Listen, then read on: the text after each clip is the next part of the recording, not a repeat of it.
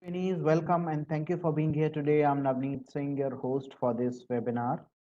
I know that today's topic might bring up a number of questions from you.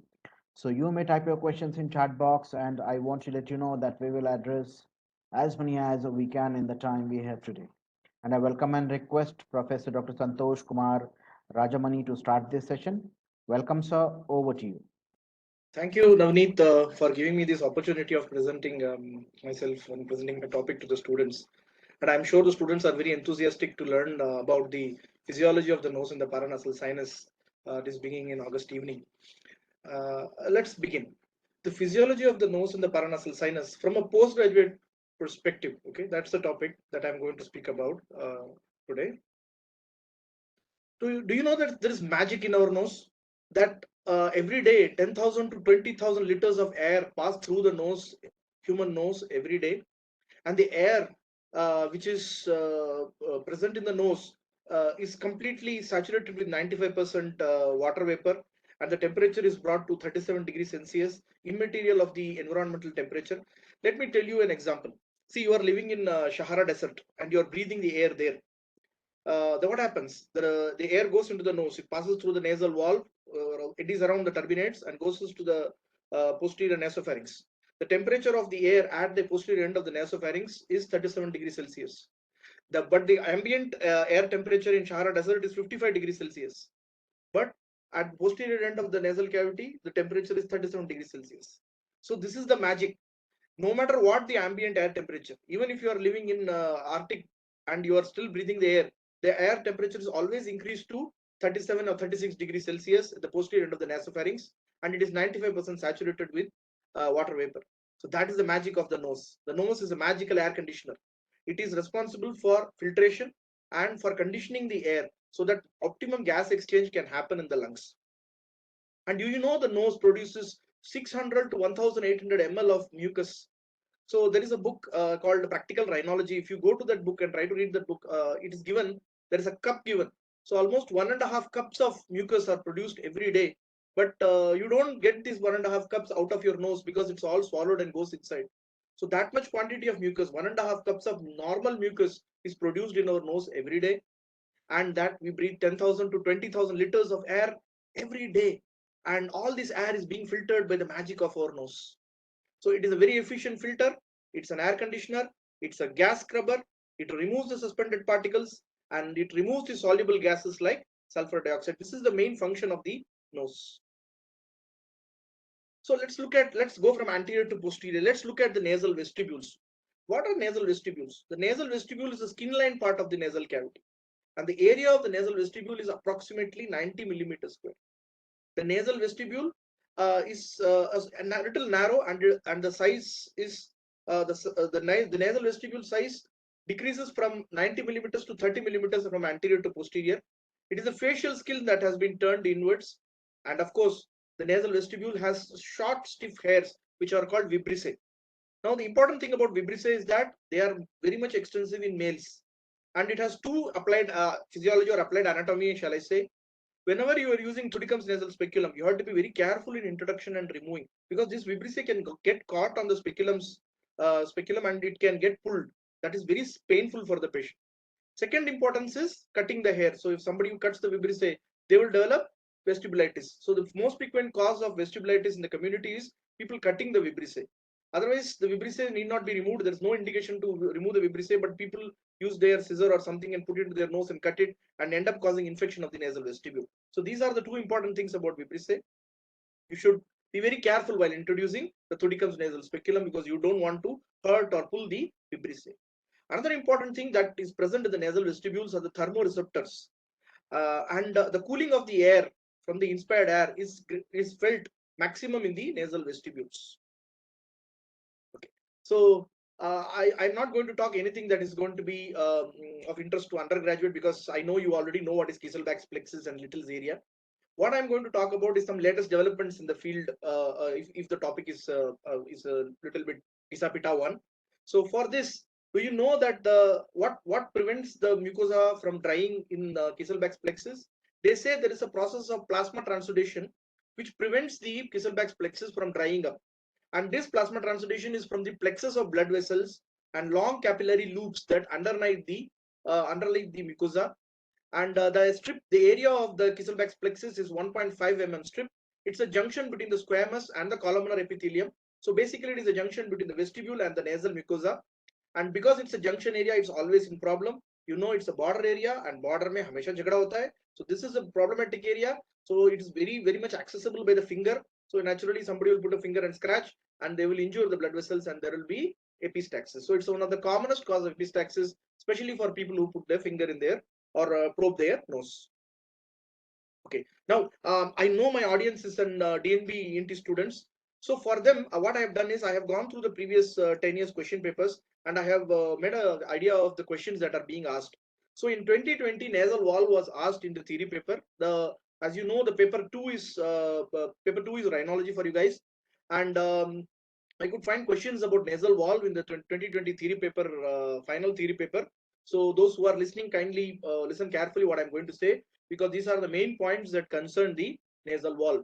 So nasal wall is the narrowest part of the upper airway from the nostril to the alveoli. It is the narrowest part. So naturally, I told you border mein jhagda hota hai. This is a narrow part, so always problem will start in the narrow part. And this nasal valve is divided into two: internal nasal valve and external nasal valve. So how did you measure the narrowness? You use pressure sensing cannula, and then you measure the nasal valve. It's very narrow. The area of cross section of the nasal valve is only 30 millimeter square, while the area of cross section of the nasal cavity itself is about 130 millimeter square. So you can imagine kitna narrow. From 30 is goes to 130. And here is the area where air takes a 90-degree turn. So air takes a 90-degree turn and it spins. Because it takes a 90-degree turn and spins, this is a critical area. As I told you, it's a border area, it's a critical area. And nasal wall obstruction may be of two types.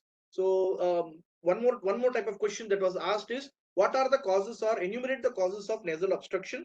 This was asked in for DNB final examination, theory paper 2, rhinology. So the cause of nasal valve obstruction are static and dynamic. So if the question is asked, what are the causes of nasal wall obstruction, you immediately have to divide them into two: static and dynamic.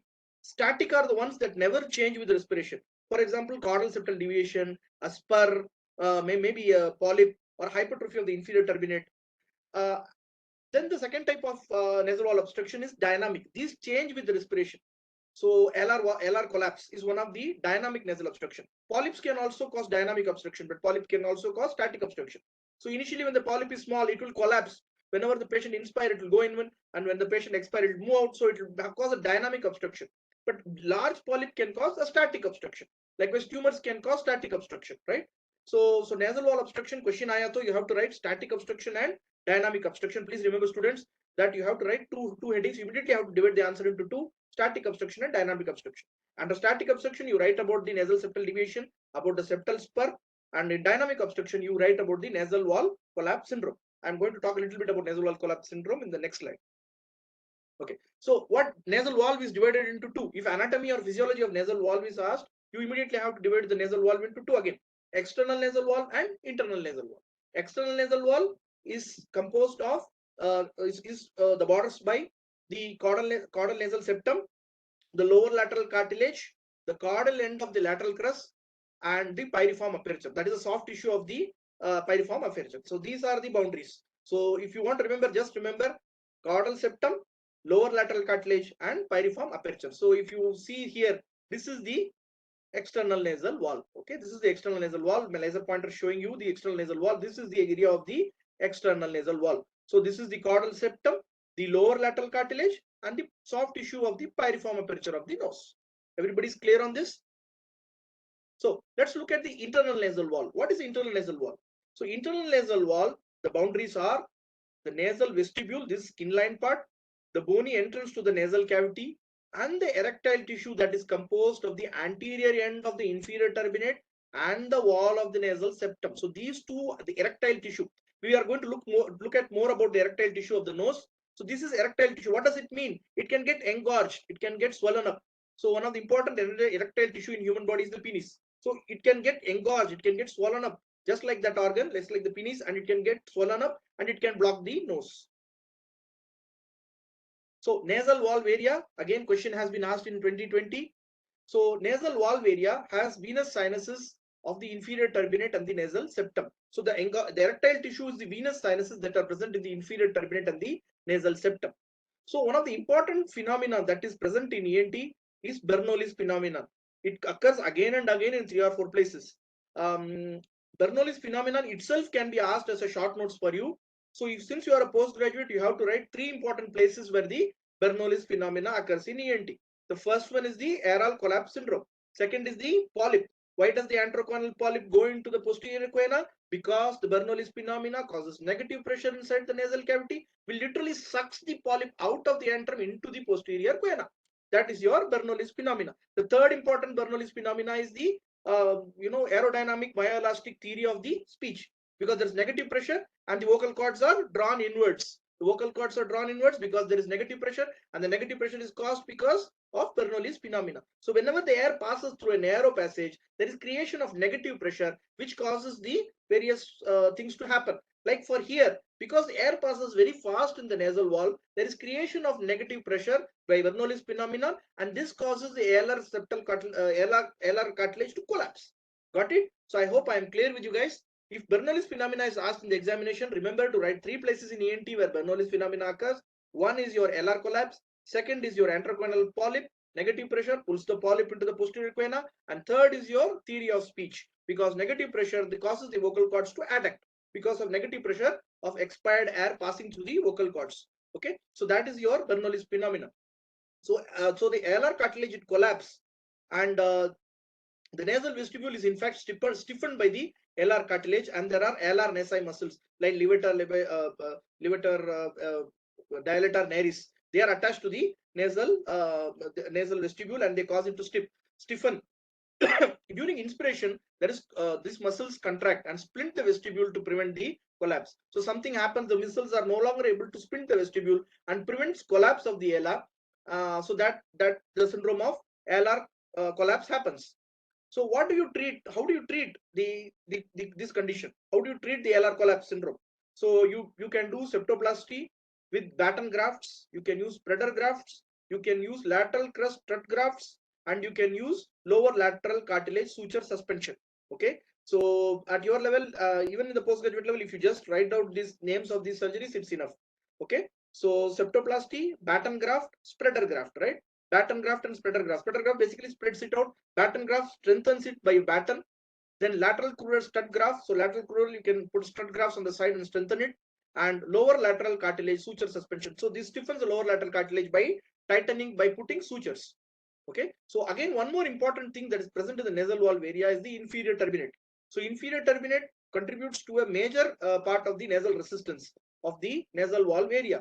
So if you cauterize the inferior turbinate or do turbinoplasty, patient will have dramatic improvement of the nasal obstruction. Okay, one more law that is that you students must know in ENT is the Poiseuille's law, right? Poiseuille's law. I have difficulty in pronouncing it, but this is a very important law. If you see, look at the equation for Poiseuille's law here. This is the law. So what it says? The resistance to the flow of flow of fluid or air is proportional to 8 into length of the tube and 4th power of radius. So what does this mean actually? 4th power of radius, which means that if the cross section area is decreased even a little bit, the resistance will increase dramatically. I will tell you practical application of Poiseuille's law. A patient is having 7.5 tracheostomy tube, right? Patient is having 8 tracheostomy tube. Is a male patient. He is in the ICU. You are going for rounds. Sister is saying pharmacy में 7.8 का tracheostomy tube size ही नहीं है. क्यों ना 7.5 डाल देते हैं? So you are saying 7.58. What is the difference? Only small difference in radius. Let us put 7.5 tracheostomy tube. Do you do or you don't do? Actually, you should not do. Why you should not do? Because of Poiseuille's law. There your Poiseuille's law comes into picture. How what exactly is going on here? See, moment the size of the tracheostomy tube even is reduced by 0.5, the resistance will increase by 4th power of radius. So if you just reduce it by half, the patient has to breathe 16 times more. The resistance will increase 16 times more, because it will increase by, if for example half to the power 4 is 16. So resistance will increase by 16 times. The work of breathing will tremendously increase. Patient may not be able to breathe with a smaller tube. So that is the thing. You have to always remember the Poisson's law. Even small narrowing of the airway, the resistance to breathing or the work of breathing increases by 4th power of radius. So here it's a narrow area. That's why the resistance is tremendous, because resistance is proportional to 4th power of radius, and this is given by Poisson's law. It is applicable in tracheostomy. It's applicable in the nasal valve area also. Because of the cross-sectional area is radius is decreased, the resistance to the nasal flow is increased by 4th power. So it is the narrowest part of the respiratory tract and has major bearing on the aerodynamics of the nasal airflow. And there is angle. The angle of nasal valve is 10 to 15 degrees. Okay. So one more common question that is asked in your final examination is Cottle sign. Also in Viva it is frequently asked. What is Cottle sign? You pull out the nasal wall by retracting the soft tissue around the piriform aperture. So you retract the soft tissue around the piriform aperture using some instrument, and that will improve the airflow, and that is called a positive Cottle's test. Okay. Here I want to show you what is called modified Cottle's test. Modified Cottle test, you don't introduce anything into the nose. You just use your hand to retract the soft tissue around the piriform aperture and ask the patient if the airflow is improving. This is called modified Cottle's test. This shows if the airflow improvement is there. This shows that obstruction is at the level of the nasal wall. It is one of the important clinical tests that has to be done in the rhinology practical examination. Please keep in mind, the examiner will expect you to tell modified Cottle's test or Cottle's test in the examination. So remember, I always tell my students there are 3 C's of functional tests. What is the first C? The first C is the Cottle's test. The second C is the cotton wool test. The third C is the cold spatula test. So Cottle's test, cotton wool test, and cold spatula test. So you can easily remember C3, 3 functional tests. You always have to tell in your practical examination, in your clinical examination. And how do you do it? You just retract the soft tissue of the cheek, and this will produce improvement in the airway by retracting the soft tissue around the piriform aperture. Okay, so I wanted to show you this slide. This is hypertrophy of the inferior turbinate. This question has been asked in 2019. The question asked was, what do you think are the causes, or what are the causes of bilateral hypertrophy of the inferior turbinate? So what could be the cause? So why do you say, the first question the examiner will ask you in your university examination or practical examination is, why do you say the turbinate is hypertrophied? I will say the turbinate is hypertrophied because it is found outside its nasal fossa. This is the answer that is expected of you. Okay, because because I'm finding that the turbinate is out of its nasal fossa. If you see my marker, this is the nasal fossa. If the turbinate is crossing that line, then it is considered to be hypertrophic. Point number 1. Why would it hypertrophy? One of the common cause of turbinate hypertrophy is deviated nasal septum. Why its septum will deviate? Because of congenital or some reason or traumatic reasons it will deviate. We will go into that when I talk about septal deviation. But due to some reason septum is deviated, and there is alteration of the air currents that pass through the nasal cavity, and due to alteration of the nasal currents, air currents, there is hypertrophy of the inferior turbinate. So this is what it looks like here. The turbinate is even touching the septal mucosa. This is bad because this will lead to total blockage, right? This will lead to total blockage. The turbinate is literally polypoidal. So one of the common reasons of turbinate hypertrophy is deviated nasal septum. So you should write about deviated nasal septum. Another common cause of turbinate hypertrophy could be your allergic rhinosinusitis, right? Allergic rhinosinusitis is another reason why. Here in allergic rhinosinusitis there is edema of the lamina propria, and that is the reason why it looks, mucosa looks bluish or pale, right? So if you look at the patient with allergic rhinitis, you look at his nose, you find that the mucosa is pale, it's bluish. Why is it bluish? Because there's edema of the lamina propria. So because of the edema of the lamina propria, the mucosa appears bluish, and that is why you get the hypertrophy. It's because of the edema of the mucosa. So these are the 2 common reasons of hypertrophy of the inferior turbinate. So if the question that has been asked in 2019, hypertrophy is asked, you have to write about allergic rhinosinusitis, and you have to write about deviated nasal septum, because these are the 2 causes that could lead to an hypertrophy of the turbinate. Okay, so this picture shows you how the air actually flows. It's taken from Gray's Anatomy of Medical Students, page number 1059. The air passes into the nares and takes a 90-degree turn. It is around the 3 turbinates, right? The 3 turbinates, it eddies around. What does it eddy mean? Chakkar marta, it gums around. Okay, it goes around and round and round, and then it goes into the nasopharynx. So it eddies around the turbinates, and in this process, the temperature is increased, the humidity is increased, right? And the air is conditioned, and it enters into the nasopharynx. Okay, so one more question that may be asked is a question answers paper. It is there in MS also. And also recent advances, they new things about ENT. So this is new thing. What is called an aerocrine messenger, which is called nitric oxide gas. So you have heard about hormones and hormones and drugs. They are usually present in liquid form. This is very unusual. It is present in gaseous form. This is a gas hormone, right? So you have heard hormones in liquids and solids, but this is a hormone that comes in gaseous form. This is a gas hormone. So nitric oxide is a gas which is present inside the paranasal sinus, something like a balloon or a cylinder, and it has a lot of functions. It is increasingly being understood that nitric oxide has a very important role to play in the pathogenesis of chronic rhinosinusitis. It's a gas that is filling up the paranasal sinus. It has antimicrobial action and decreases biofilm production. I will talk about the biofilm production in coming slides. And it increases the vasodilating activity. It improves the neurotransmission and increases the ciliary beat. So it's all a positive. It's not a negative gas, it's a positive gas. It helps in increasing the cilia beat. It helps in mucociliary clearance. How is nitric oxide produced? Nitric oxide is produced by inducible nitric oxide synthetase that is expressed in the healthy sinus epithelium. An interesting fact about nitric oxide synthetase is that its production is decreased by dexamethasone. So if you give too much steroids, it predisposes to infection because it decreases the nitric oxide level. Okay, and it's a defense against chronic sinusitis. People who have chronic sinusitis have reduced nitric oxide synthesis in their nasal mucosa. And every time you breathe the nose, you breathe from the nose into the lungs, this nitric oxide goes into the lungs. There it increases pulmonary oxygen uptake and reduces pulmonary vascular resistance. So it reduces pulmonary resistance and increases pulmonary oxygen uptake. So it's a beneficial hormone.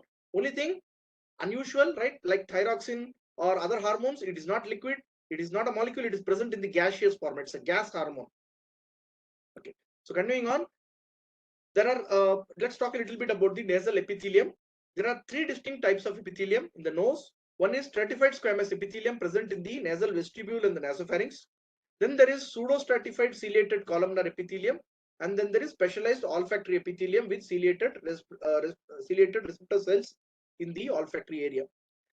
By convention, I'm not talking about olfactory area or the olfactory epithelium or sense of smell today, because most of the textbooks and everywhere, this whole lecture will cover only nasal physiology minus olfactory physiology, because which will be covered in a separate lecture, because it will take a full 1 hour to justify your treatment to the olfactory area and sense of smell. Okay. So continuing on, the normal mucosa of the nasal epithelium is your pseudostratified ciliated columnar epithelium. So it has a continuous basement membrane, and there are three types of cells: the basal cells, the goblet cells, and the ciliated and non-ciliated columnar cells. So what is the interesting thing about the goblet cells? They are goblet, which means they are pot-like, right? So I like to call them the snot pot. Why? Because they contain snot, which means mucus, right? So the goblet cells are the snot pots. They are pot-like shaped and they contain mucus, and they secrete mucus. And the ciliated columnar epithelium, they have cilia.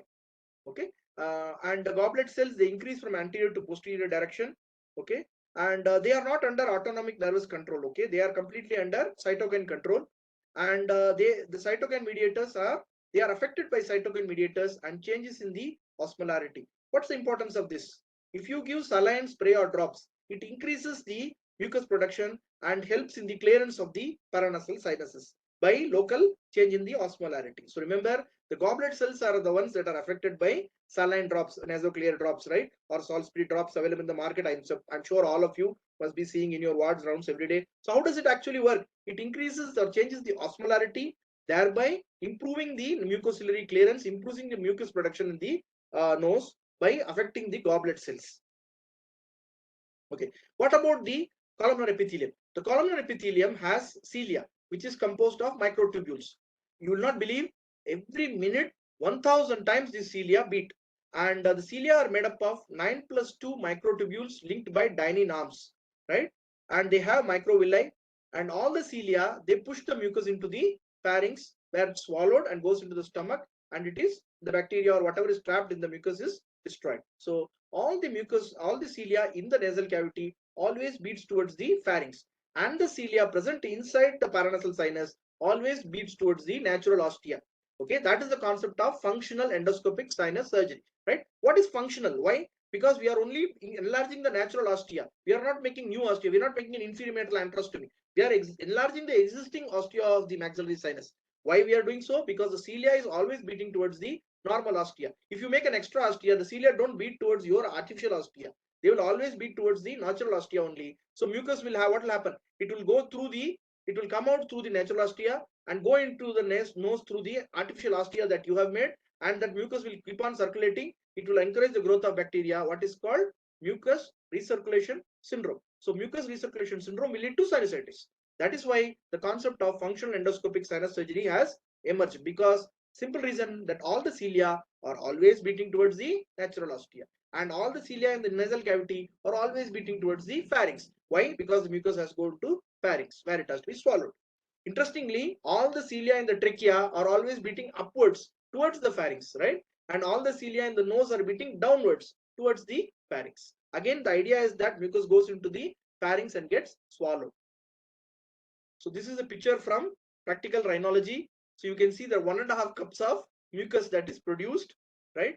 And the sinonasal mucosa produce 600 to 1,800 ml of mucus per day, and 1000 ml of 1 liter of saliva per day. All this is swallowed, so you never see this much quantity.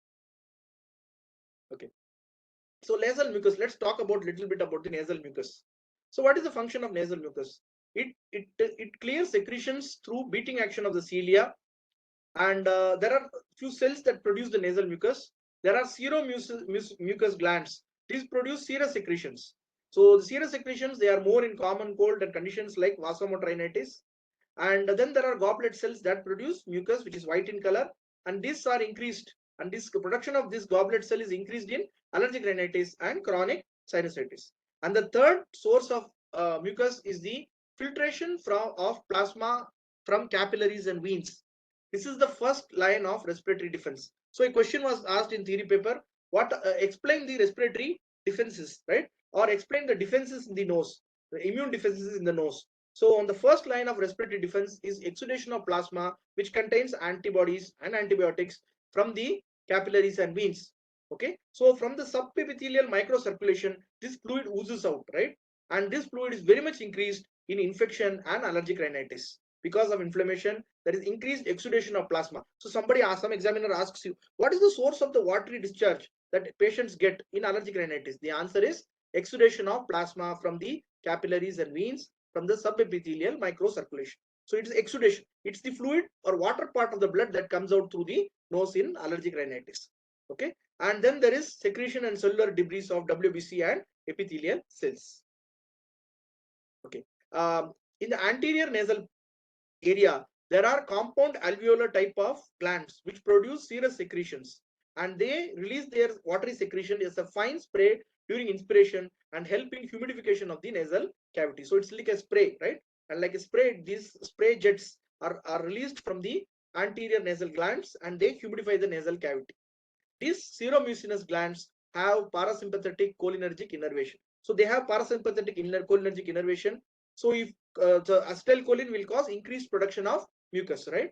So this parasympathetic cholinergic innervation helps them to be treated by drugs. For example, older generation of antihistaminics and anticholinergics, what they will do, they will cut the cholinergic supply, and then there will be decrease in production of the mucus. But this is action is applicable only to older generation of antihistaminics like chlorpheniramine and pheniramine, because they have anticholinergic action. So because of anticholinergic action, during if you give them for treatment of cold, what they will do is they will cut the parasympathetic cholinergic supply and the mucus production will be decreased. That's why they are used in treatment of common cold. And then there is mucosa associated lymphoid tissue, which is called nasopharynx associated lymphoid tissue, which is given the name NALT. So you can talk about adenoids here. Adenoids is one of the nasopharyngeal associated lymphoid tissue. Tubal tonsil is also NALT. So these are all the lymphoid collections that are present in the nasopharynx. So this is what nasal mucosa looks like. You can see this is high power slide. You can see the glands, you can see the venous sinusoids, right? This is the erectile tissue, and then you can see the epithelium, right? Okay, so how does the mucus is produced? The mucus is produced as a response of tachykinin receptors, which produce substance P and neurokinin A. They act as a local defense. So another factor I already told you, translocation of plasma is the first factor. Another local defense is presence of immunoglobulin A, which is produced in the mucus, right? So this is second defense of the nose. So if defense of the nose is asked, you have to talk about immunoglobulin A, you have to talk about the enzymes, you have to talk about the translation of plasma. These are the 3 points you have to ask, talk if the local defense or immunological defense of the nose is asked in the theory paper 2. Okay, so antioxidants such as uric acid, glutathione, and vitamin C are also present in the nasal cavity, and these prevent against the oxidative damage caused by peroxidases. Because the neutrophils are present in inflammation, they release a lot of oxidases. So these antioxidants are also present. They prevent against the oxidative damage. And respiratory antioxidants itself is an important question for you. Respiratory antioxidants, they also help in this process because they help in preventing the oxidative damage. Respiratory antioxidants like ambroxol, right, acetylcysteine, they are respiratory antioxidants, also called mucolytics. So they also help in preventing oxidative damage because of allergy or infection. Okay. Another question that has been asked, we are going on discussing questions in past 10 years in DNB final examination. Another question that has been frequently asked in DNB final examination is your mucociliary blanket. Okay, so mucociliary blanket has been asked in 2013 and again in 2015 2 times. So it's a good question that is going to be maybe asked again. So you have to understand that mucociliary conveyor belt or mucociliary blanket. So it's also called mucociliary conveyor belt, also called mucociliary blanket. It's something like doodh and paneer, right? Doodh and paneer are also typical examples. So you have doodh and you have milk, and when it gets boiled or when it gets curdled, it becomes paneer. So these are 2 states of doodh, right? 2 states of milk. So the 2 states of milk, one is liquid milk or liquid protein, which is called fluid state, and then it becomes semi-solid, which is called gel. So sol gel is typical milk paneer, right? So something causes the sol state to change into gel state, just like the milk changes into paneer when you are putting lime into it, or when you squeeze lemon into it.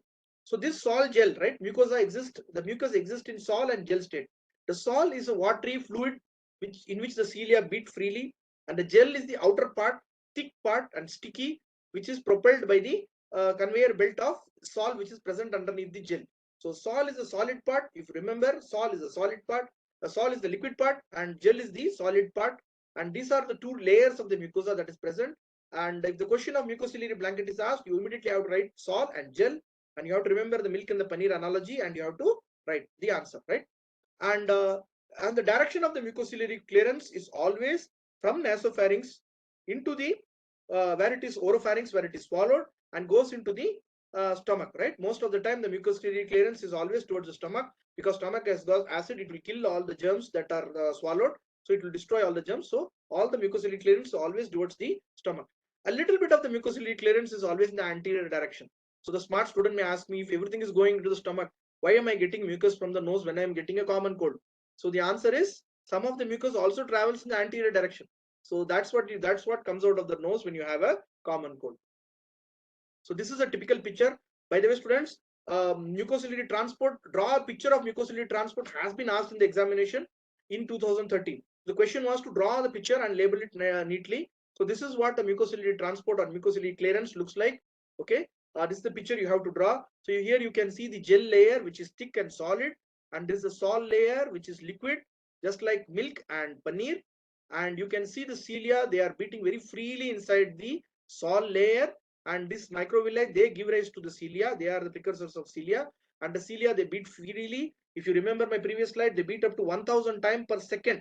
They beat very rapidly, and they push the gel layer into the stomach. So, so if draw a picture of mucociliary transport is asked, you have to draw this picture. So you can screenshot this, or you can keep it in your mind.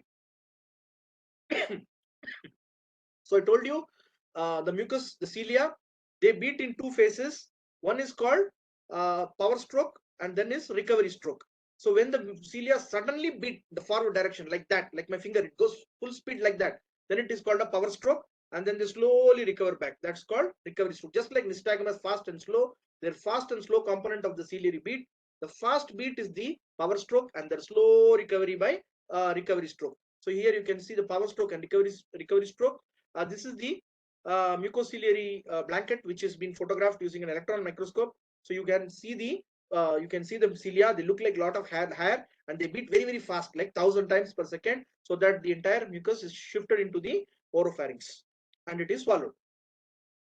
So if this is asked, one more test that is frequently asked in Viva and also asked in the final examination, and also you have to write if this question is asked, if mucociliary transport is asked, you have to write about the saccharin test. So what do you do? Basically, you test the mucociliary action because saccharin will be carried through the mucociliary action of the nose into the oropharynx. This is the principle of the test. So you place a small particle of saccharin, maybe with endoscope, maybe with the speculum, the rhizodicum speculum. You place a small particle of saccharin on the anterior end of the inferior turbinate. Then you ask the patient to sit quietly in one place without going here and there, and then not drink or eat anything and wait. When the sweet taste of the saccharin is felt in the pharynx, that's when the mucociliary transport has transported the saccharin pellet into the pharynx. So this is a test of the mucociliary clearance. It's a simple clinical test, powerful clinical test, which is usually done. And normal time is normal rate of mucociliary clearance is 1 to 20 millimeters per minute. So this is the speed at which it is cleared, or in clinical terms, in 7 to 11 minutes. So we generally agree, we generally say 10 minutes. By 10 minutes, the saccharin taste should be felt into the pharynx. Important thing to tell the patient is that they should not be restless. They should sit quietly in a room. If they don't sit quietly, what will happen? They will go here and there, they will swallow something, they will drink some water, the test will be invalidated. So you have to sit quietly in the room without running here and there, and then you have to wait for the taste to appear in the throat. Usually in 10 minutes, the taste will appear in the throat.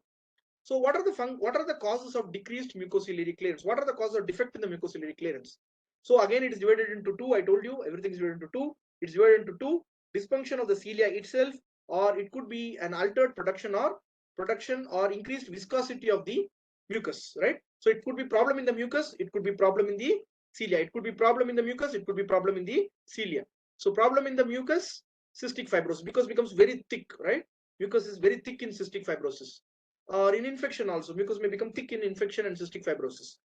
Or it could be defect in the cilia. It could be genetic defect in the cilia, like primary ciliary dyskinesia, like Cartagena syndrome. Or it could be some genetic syndrome like Kallmann syndrome, yellow nail syndrome. Okay, so these are some of the syndromes where cilia is defective, right? Cilia itself is defective, so it's not beating properly. So cilia could be defective or mucus could be defective. So if mucociliary clearance is asked, usually as a long question, you have to write about you have to draw this picture. You have to write about the sol gel states. You have to write about the saccharin test, and then you have to write about the defective mucociliary clearance in dysfunction of cilia and dysfunction of the mucus. Okay, one more question that is, again, we are all going on discussing questions. One more question that has been asked is pathways of the mucus. So how does the mucus actually travel inside the nose? How does this mucus, the cilia is beating, but what is the external pathway, right? The mucus is a microscopic thing. So what is the external pathway which you can see through the endoscope? The mucus passes superiorly through the ethmoid infundibulum, inferior to the ethmoid bulla, through the middle meatus, from the anterior to posterior, to the or posterior to the anterior to the torus tubaris, anterior inferior to the torus tubaris, or the eustachian tube opening, and it goes into the stomach. This pathway is called the anterior pathway. So anterior group of sinuses, which is frontal, anterethmoid, and maxillary, produce mucus which is traveling through the anterior inferior to the torus tubaris and reaching the stomach. And in case there is a artificial opening, maybe an inferior metal antrostomy or accessory ostium of the maxillary sinus, these are the two conditions where there can be it either can be man-made, like for your inferior metal antrostomy where the doctor has made the antrostomy, or it could be natural, like your artificial accessory ostium of the maxillary sinus. So this mucus may re-enter into the nose, re-enter into the sinus, and cause mucus recirculation syndrome. And if mucus keeps recirculating, it will eventually lead to chronic sinusitis. So the mucus travels between the natural ostium and artificial ostium, like this picture. It goes back and forth between the two ostium and ends up causing sinusitis. So again, I told you supratubal stream and infratubal stream. The mucus that passes anterior inferior to the torus tubaris is the anterior group of sinuses, what is called the infratubal stream. And then the mucus that passes superior to the torus tubaris is called the supratubal stream, that is due to posterior group of sinuses, which is sphenoid and sphenoid and posterior ethmoids.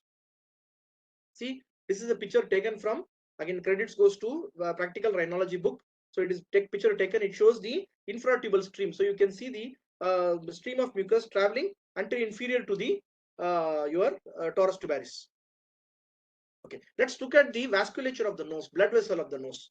The blood vessels of the nose, they are under exclusive control of the adrenergic fibers or adrenaline, noradrenaline, right? And you already know this because you used adrenaline while packing the nose in the OT for doing septoplasty and FES. So adrenaline or epinephrine, as it is called, written in American books, causes vasoconstriction and reduction in the blood flow. Again, everything I told you in lecture is divided into two. So blood vessel of the nose is divided into two. One is resistance vessel, second is your capacitance vessel. What are resistance vessel? These are small arteries, arterioles, and AV anastomosis.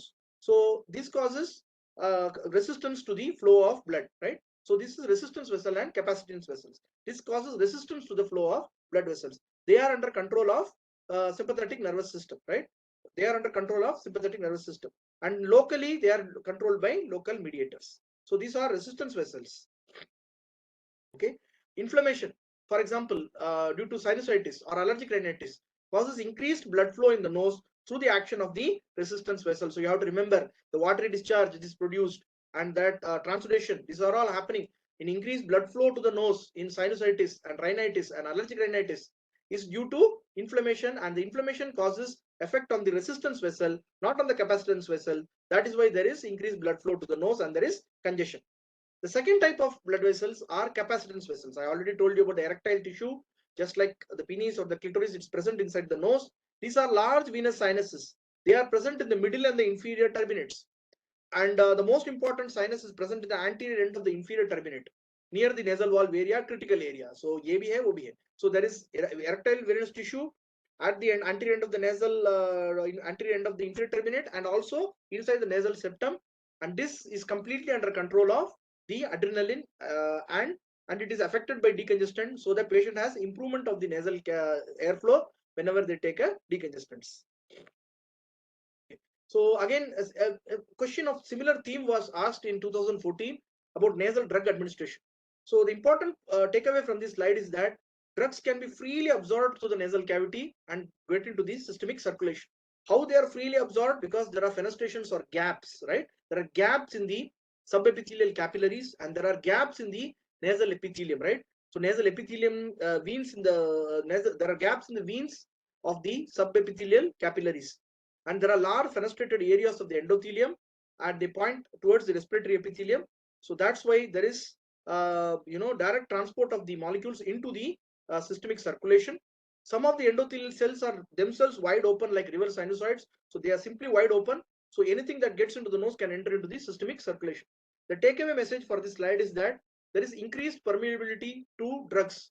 For example, when you give decongestants like, for example, Otorhinol, so what will be the patient complaint? Because of systemic absorption, they may have tremors, they may have increased BP, they may have restlessness, they may have headache, they may have loss of sleep. So these are some of the problems, systemic problems patients may encounter when they are taking decongestants. And the typical decongestant used is Otorhinol. Okay, Otorhinol, that is xylometazoline, nafametazoline, oxymetazoline. So decongestants can cause systemic reactions. How they cause? Because they are absorbed in the nasal cavity. So whenever you are prescribing decongestants, you have to think about absorption and how they are absorbed through large fenestrated subepithelial capillaries. There are gaps in the capillaries whose through the large molecule can transfer into the systemic circulation and cause systemic effects. Another drug that can cause systemic effect is your lignocaine, especially when you're using large volumes of lignocaine, right? For FES or for septoplasty or any other nasal surgery, you are packing the nose with large amount of lignocaine. This can enter into circulation and cause systemic toxicity. Likewise, in OT, you pack the nose with adrenaline. Now, adrenaline can be easily absorbed and it can cause systemic reactions like tachyarrhythmias, like ventricular fibrillation, ventricular tachycardia, right? Palpitation, sweating, okay, increased blood pressure. These are the problems that adrenaline can cause because of systemic absorption. So remember, anything put into the nose can immediately enter into the systemic circulation. That is the takeaway message. Okay, let's talk about nerve supply. Here I'm not going to talk anything about the olfactory nerve because I'm going to talk about it in a separate lecture. Here I'm talking about only the other nerve supply through trigeminal branches. So ophthalmic and maxillary nerve, they are responsible for detection of chemical and physical irritants in the nose, right? They are not responsible for smell sensation. They are detection of chemicals and physical irritants. Irritants like ammonia, where you will get ammonia smell. The smell of urine is ammonia smell, and smell of sulfur dioxide. Where you will get the smell of sulfur dioxide? Rotten eggs. So if you have eggs that have become rotten, you will get the smell, and that smell is typical of sulfur dioxide. These are sensed by trigeminal nerve. Chemicals like menthol, acetone, and pyridine, they are also sensed by trigeminal nerve. So people are habit of putting Vicks, Amrutanjan, everything into their nose. So that is actually sensed by trigeminal nerve. And odorants in the food are sensed by olfactory nerve. So the nose is under control of autonomic nervous system. Hypothalamus controls the sympathetic supply to the nose, and it releases norepinephrine or noradrenaline and neuropeptide Y. These are the two things that control the nasal flow and venous erectile tissue, right? So interesting new molecule is your neuropeptide Y, which is a potent vasoconstrictor. Parasympathetic supply is via the superficial petrosal nerve and nerve to Vidian's canal, spinopalatine ganglia, and which joins the posterior nasal nerve. I don't want to go into this because you already know it's a third year MBBS topic. So parasympathetic supply to the nose via the spinopalatine ganglia. You will already have read it in anatomy and you would read it in third year. Please go and revise that. But the main point is that the neurotransmitter molecule here is acetylcholine and vasoactive intestinal polypeptide, which is called VIP. These are the two molecules that are responsible for parasympathetic supply to the nose. So the new point is vasoactive intestinal polypeptide is also secreted, and these are vasodilators of the nasal glands. So if you section the sympathetic supply, if you section the parasympathetic supply, the secretion of the nasal cavity will decrease. So you can use that for controlling vasomotor rhinitis. Again, this itself is a full topic. Okay, so there are some reflexes in the nose. Okay, there are some reflexes in the nose. What are the nasal reflexes? Let us look at some of the nasal reflexes. So one reflex you already know well, it is called a sneeze reflex. There are some other reflexes. So what is the function of the nasal reflexes? It is to protect the lower airway. And nasal reflexes are all due to irritation of the trigeminal nerve. Olfactory nerve has nothing to do with it, right? And then the common cause of triggers of nasal reflexes is common cold, allergic rhinitis, and for example, vasomotor rhinitis. Due to inflammation, there is release of substance P, neurokinin A, and calcitonin gene-related peptide. So these are the three things that are released, and these are the ones that trigger the nasal reflex. There are two other reflexes that are present in the nose. This itself can come as a question. So you have to write about the sneeze reflex, you have to write about nasovascular reflex, you have to write about nasocardiac reflex, you have to write about the diving reflex. 4 reflexes you have to write, and most important is the sneeze reflex because it is practical clinically and it's important clinically. And the second reflex that is not so important is your nasovascular reflex. Nothing, if you stimulate the nose, there is vasoconstriction. And then there is nasocardiac reflex. If you stimulate the nose, there is bradycardia and hypotension. So there is bradyarrhythmia. So heart slows down and vasoconstriction happens. So you remember 2 points: nasovascular reflex, vasoconstriction, nasocardiac reflex, hypotension, and bradycardia. So if you are putting a speculum in the nose, you can theoretically cause bradyarrhythmia. There's one more reflex called nasopulmonary reflex or nasolaryngobronchial reflex. It is due to direct stimulation of the nasal nerves through trigeminal nerve, So there is decreased in the respiratory rate, there is apnea, there is laryngeal adduction, and there is bronchial constriction.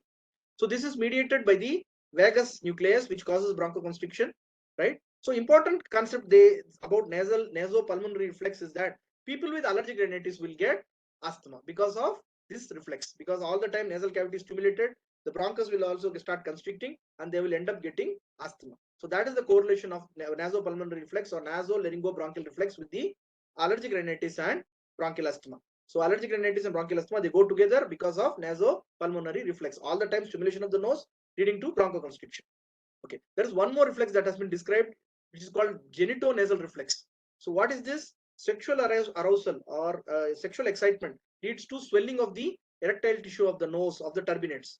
So this is explained as the reason why there is vasomotor effect and leading to honeymoon rhinitis. Okay, so honeymoon rhinitis itself is a question for you. People who are have prolonged sexual excitement, especially during honeymoon, they will get this kind of nasal congestion. This is mediated by the genitonasal reflex. And then there is one more reflex which is called corporonasal reflex, or I would like to call it diving reflex. Here what happens, if you splash water on the face, there is vasoconstriction and bradycardia. Okay, and this happens because of diving, because when the animal dives into the water, there has to be immediate vasoconstriction and bradycardia, so that oxygen is diverted to the vital organs, because once you are underwater you cannot breathe, there's no oxygen. So this is called diving reflex. It's typically seen, it's very well developed in animals who frequently dive, like for example penguins. Okay, and seabirds. And these are the animals who continuously dive into the water. So diving reflex is very well developed in those animals. Whenever they dive inside the water, this reflex will be triggered and the heart will slow down and the blood supply will be diverted into the other organs like muscles so that they can swim and they can come back. So this is called diving reflex. It is also operative in human beings whenever you dive under water and you cannot breathe for a short period. And then comes the most important one, which is called the sneezing reflex. So sneezing reflex has got two phases.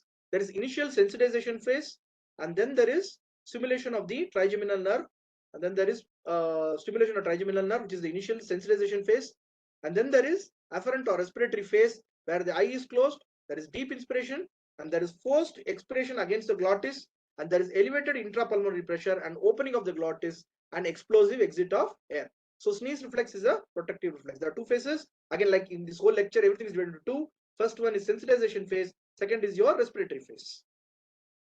What are the causes of sneezing? Like there are many causes of sneezing.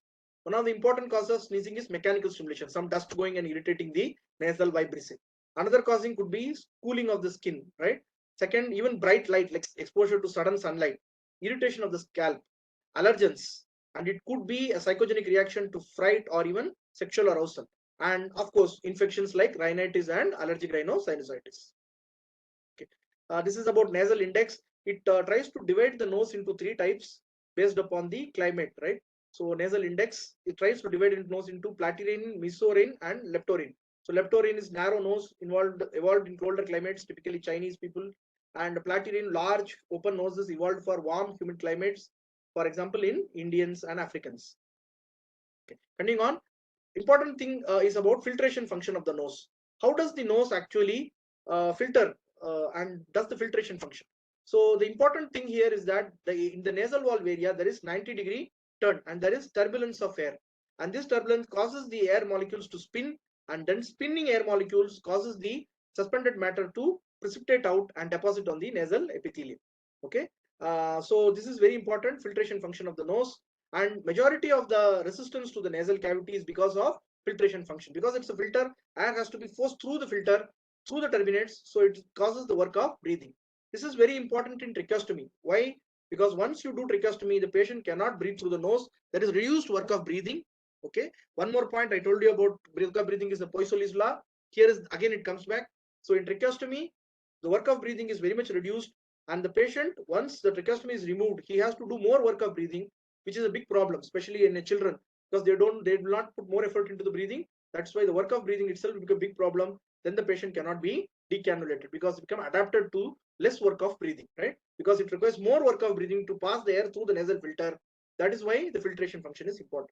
Likewise, in children, they cannot breathe through nose at all because of because of the habit. They cannot breathe through nose. They are obligatory nose breathers. That is why if you have a choanal atresia, the child will not be able to breathe. They don't know how to open their mouth and breathe. And the turbulence is for proper conditioning and mixing of the inspired air. Okay, so let's look at about we are talking about pollution and air particles was another question that has been asked. So let's talk about air particles. So air particles, they are of the particles, the dependence are dependent on physical size, shape, density, and hygroscopicity. Hygroscopicity means ability to absorb moisture, right? Once they absorb the moisture, they will swell up. That is what is called hygroscopic particle. So a concept is called aerodynamic equivalent diameter, which is the aerodynamic equivalent of the particle's diameter, which will give effect in the nose. An aerodynamic aerodynamic equivalent diameter of less than greater than 30 will be filtered directly by the vibrissae, and greater than 10 to 30 will be maybe deposited in the turbinate and the nasal septum. Molecules greater than 2.5 microns will be deposited in the trachea and bronchi, and very important, molecules less than 2.5 microns will reach the alveoli. An interesting fact, COVID-19 is only 0.1 micron, so it will easily reach the alveoli and cause pneumonia because it is not going to be filtered. Why it is not going to be filtered? Because it's just 0.1 micron, while the alveoli and everything can filter only molecules up to 0.25 25 microns. So COVID-19 is only 0.1, so it will directly reach the alveoli and cause pneumonia like we saw in the epidemic. And particles of 0.2 and 0.5 microns, they remain suspended and they are ejected out of the nasal cavity. So let's look at humidification function. So humidification, 95% of the air is humidified. breathing of air of high humidity, right? If you are in a high humid environment, like for example Konkan area of Maharashtra, you will, or some seaside areas, you will find that there's a lot of high humidity, and high humidity leads to nasal stuffiness. How does it lead to do that? Because of decreased cooling sensation of breathing. So whenever you are breathing, you experience a cooling sensation by thermoreceptors of the nose. If this sensation is not felt, you will start feeling nasal obstruction, right? And wide range of air temperatures. I already told you, Sahara Desert or even Arctic, the temperature is always humidified, and the humidification is always 95%. And this humidification is achieved by nasal glands, right? Nasal glands. So this is what the air current passing through the nose looks like. So it circulates, and what is called a countercurrent mechanism. What is countercurrent mechanism is air flows in one direction and the blood flow is in the opposite direction. So it warms and humidifies the air. This picture is taken from Hazarika textbook of otolaryngology, right? During the airflow, the air passes through over the turbinates, and when it returns, the airflow spins around the turbinates and it enters into the sinus ostia. So this is called paradoxical respiration. So the respiration of sinus is paradoxical, or paradoxical respiration. Why? During the expiration only the sinus get aerated. That is the paradoxical respiration. So the concept of paradoxical respiration is whenever there is expiration, the air will enter into the paranasal sinus and the respiration is paradoxical. Otherwise, respiration is always inspiration only, right? Inspiration only is one that is applying all the oxygen, everything, all the magic is happening because of inspiration only. In expiration only, the paranasal sinuses, they get filled up. That's why it's called paradoxical respiration. Heat exchange. How does the heat exchange happen? Because of, I told you, countercurrent mechanism, blood is flowing in one direction, air is flowing in the opposite direction. So the heat exchange happens in the nasal cavity. Okay. One more important concept that that is there in your practice, in your exam also, is called the nasal cycle. Nasal cycle or Kaiser cycle. It has been asked in DNB final examination in 2013. So what is nasal cycle? Nasal cycle happens every 2 to 4 hours, and it is seen in 80% of the population. It is spontaneous and alternating. It is periodic congestion and decongestion of the nasal cavity, right? Periodic congestion and decongestion. Congestion, then decongestion of the nasal cavity, and it causes change in the flow of the nasal airflow and increase in the nasal resistance. How does it happen? So they were trying to find out how does it happen. It happens because of oscillation in the activity of the autonomic nervous system. The autonomic nervous system is the one that causes nasal cycle, and it is mediated by adrenergic receptor. For example, in sleep, the dependent area of the nose will get congested. So I will tell you an experiment. Tomorrow morning when you get up, ask yourself which side nose is blocked. Usually the side you sleep on, that side will get blocked. So that is the typical example of nasal cycle. In sleep, the dependent part of the nose will start collecting the blood, and that will get congested. So if you sleep on this side will get blocked. If you sleep on this side will get blocked. You see it tomorrow morning when you get up from sleep, right? After 6 to 8 hours of sleep, you will find that the side will get blocked. This is natural, normal nasal cycle. But this cycle is altered in diseases. It is altered in diseases. In fear, anxiety, because of fear and anxiety, there is decongestion. And if you put alpha adrenergic drops like xylometazoline, oxymetazoline, it is going to get decongested. Sexual excitation will cause congestion. Infection will cause congestion. Cold will cause congestion. And occupational exposure also will cause congestion. So it is great implication in many ENT diseases. I will not go into details, but it is great implication in many ENT diseases. Honeymoon rhinitis, occupational rhinitis, cold-induced rhinitis, acute and chronic sinusitis. All these conditions, the nasal cavity remains congested because of alteration in the nasal cycle. One another thing that is very important in nasal cycle is rhinitis medicamentosa. Prolonged use of nasal decongestant leads to rhinitis medicamentosa. This is due to rapid development of tolerance of the adrenergic receptors, leading to permanent congestion. That is why the patient gets rhinitis medicamentosa. This itself is another topic.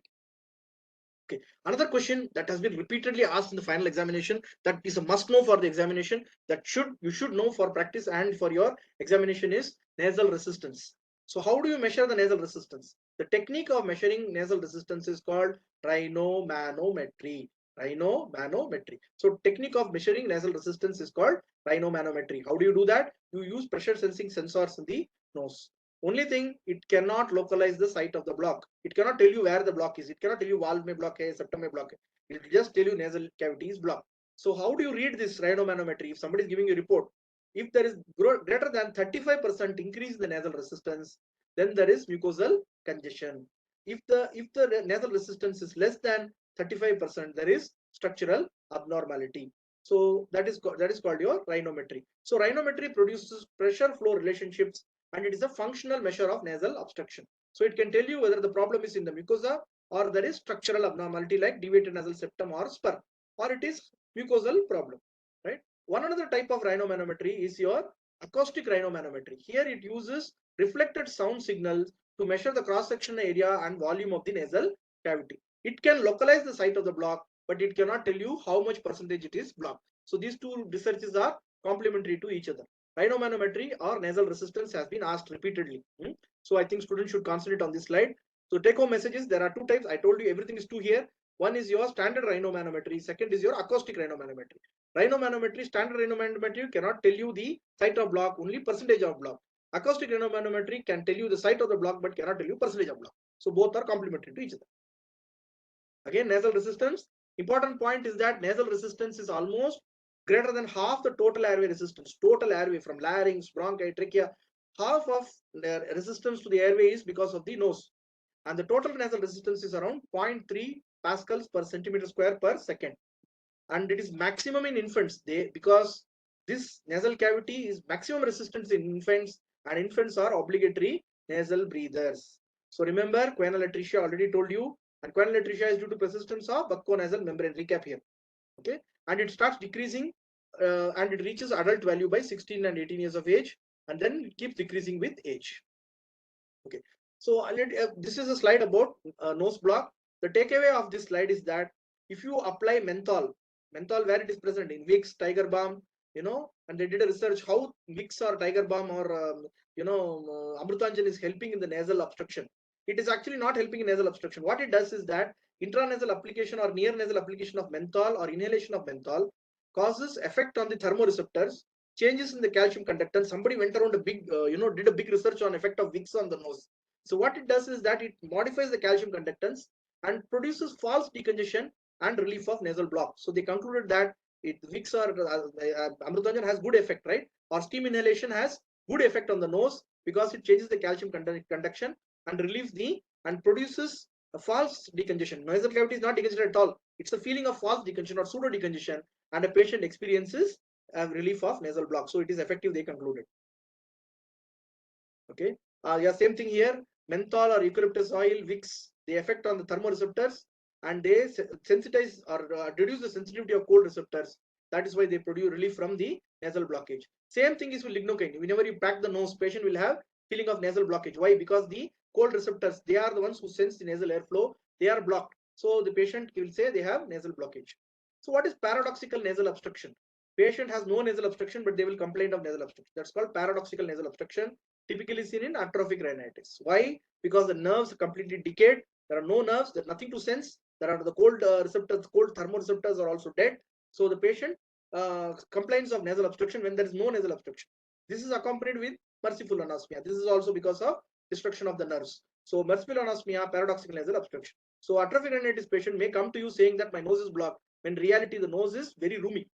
Similar phenomena may happen in shrunken sinus syndrome. This itself is a full lecture. It will take a full 1 hour to explain what is shrunken sinus syndrome or orbital hyoglobus.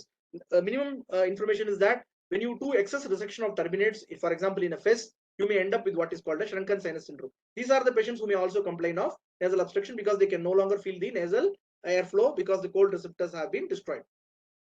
Okay, I wanted to talk a little bit about the anatomy, which is related with physiology. So one of the important things that is present in the nose is the uncinate process, which is produced from the ethmoid bone.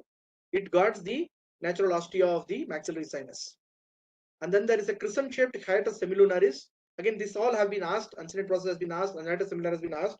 So crescent-shaped hiatus semilunaris, it's two-dimensional and it is sagittally oriented cleft. It really receives the secretions from all the anterior group of sinuses. And the ethmoid bulla is a ball-like cell which is present in the lateral wall of the nose. Okay, and one more concept in physiology, or should I say anatomical physiology or pathoanatomy, is your osteometal complex. It has been asked in 2019 and 16.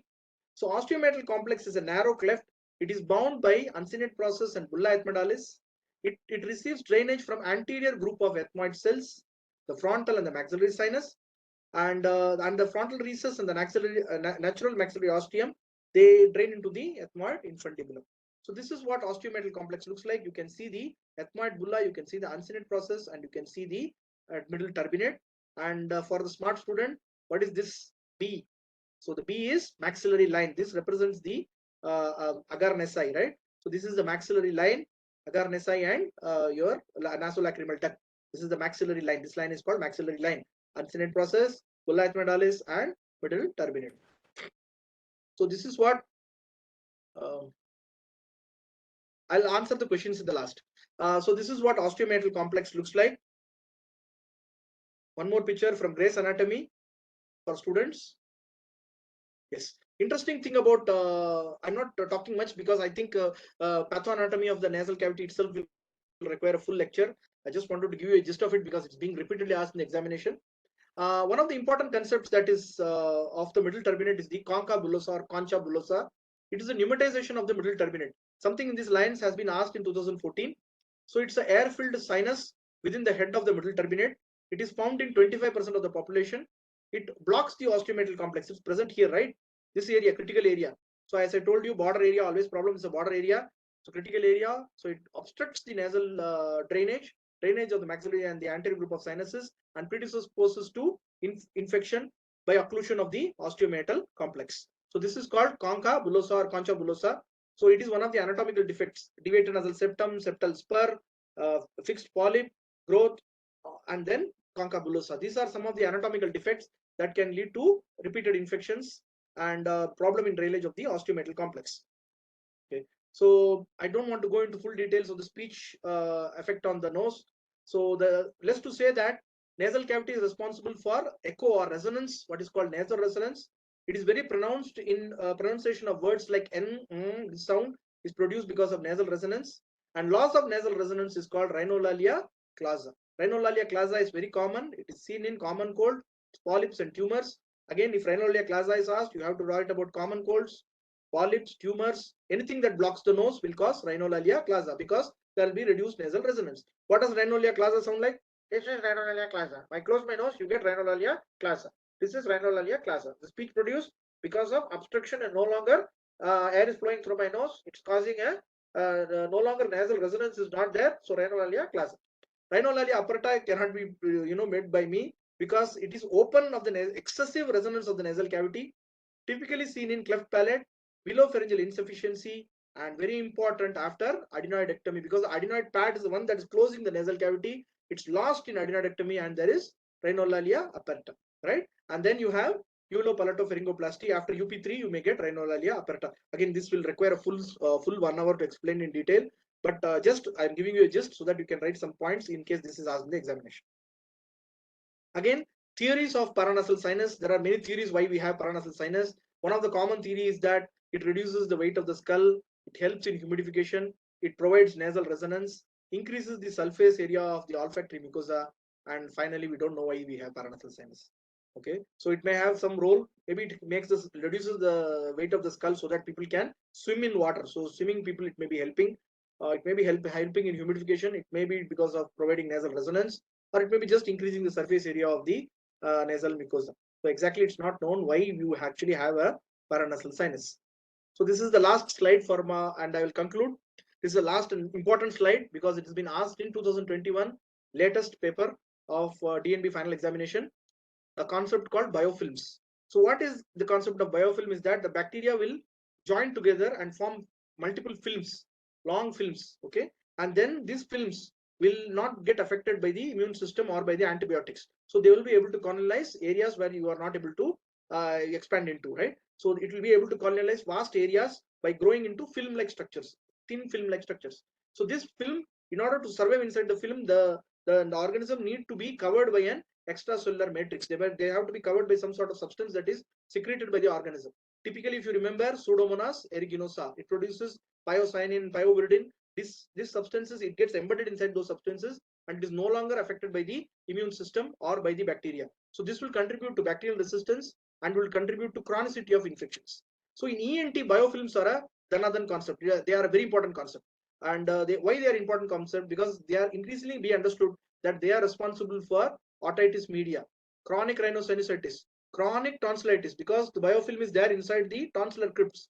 Chronic rhinosinusitis, biofilms are growing inside the paranasal sinus. Chronic otitis media, because of CSOM and cholesteatoma, the biofilm of organism, biofilm of Pseudomonas is growing inside the mastoid cavities and air cells. That is why there is chronic suppurative otitis media. And of course, device infections like infection of the cochlear implant or BAHA. Why? Because the organism will be able to go as a biofilm on the surface of the device, and they will be able to cause infection. The organisms are protected because they are inside an extracellular matrix. They are resistant to host defense. They are less sensitive to antibiotics, and there is increased antibiotic resistance. And biofilms have been found in patients with chronic rhinosinusitis. And two organisms that are always associated with biofilms are Staphylococcus aureus and Pseudomonas aeruginosa, right? And finally, I want to add recent researches, just like human vagina has got lactobacillus, they found out that human nasal cavity has large amounts of Propionobacterium acnes, which is present in large amount in normal, healthy, almost 80% of the healthy human nasal cavity. And decrease in Propionobacterium acnes leads to formation of biofilms and growth of Staphylococcus aureus and Pseudomonas aeruginosa, leading to chronic rhinosinusitis. And I have taken most of the material from Cummins, Scott Brown, Startaloff, Practical Rhinology, and Kennedy's disease of nose and paranasal sinuses. Thank you very much. Thank you. I want to thank the National Board and Navneet Singh ji for giving me this opportunity to speak to my beloved students. And as a final slide, I want to show you what are the questions that have been asked in the final examination. These are all the questions about nasal physiology that have been asked. Okay. So some of the questions I have enlisted here. And good evening, Dr. Santhosh. This is Dr. Nilima this side. Yes, madam. Yeah, thank you so much for the very interesting presentation. And I think you covered so many questions in your presentation that it would have been definitely beneficial for the students, because a very exam oriented presentation. So I really appreciate.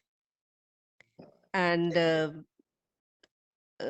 are lots of questions in physiology of nose and PNS, and sometimes we just overlook these areas, and you have clarified so many questions in your presentation.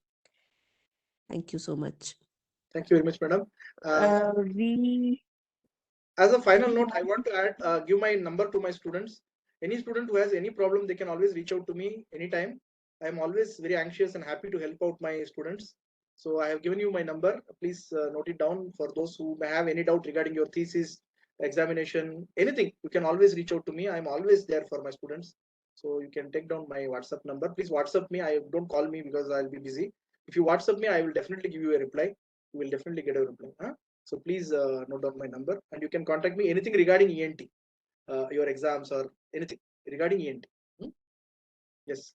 Dr. Santhosh, can we take a few questions? Sure, sir. Shall I switch off the sharing? Yes, please. Yes, so there are two questions, 2-3 questions. One question is that does nasopharynx have any taste buds? Because the patient is feeling the taste sensation in the saccharine test. Yes, good question. There are text fibers in the soft palate, right?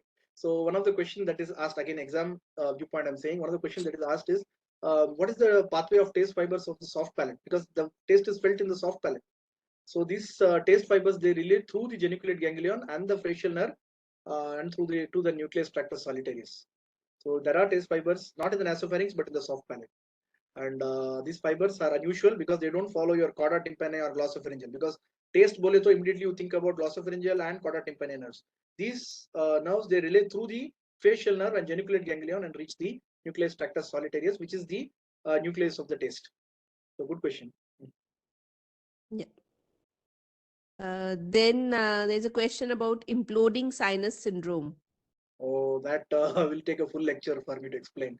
Basically, what is imploding sinus syndrome is that when you are removing too much of the mucosa and bone from the sinuses, from the nasal cavity, for the purpose of, say, for the purpose of surgery, like for example, inferior turbinectomy, you remove all the inferior turbinate out, or middle turbinectomy, right? So you remove too much of the turbinates or strip too much of the mucosa from the nasal cavity, you end up causing, sinuses to shrink. But that is called imploding sinus syndrome. Slowly the sinus starts shrinking, and the orbit also starts shrinking. The face itself becomes asymmetric. It's increasingly being understood as a consequence of excessive turbinate or mucosal removal following a nasal surgery, septoplasty, or a fess, or a turbinectomy, or too much of a cautery of the nose. Okay, so as a consequence, but it doesn't happen immediately. It happens slowly over a period of years, sometimes decades. And I don't know what is the treatment, because you can't do anything for that condition other than recognize it, because the nasal cavity starts shrinking.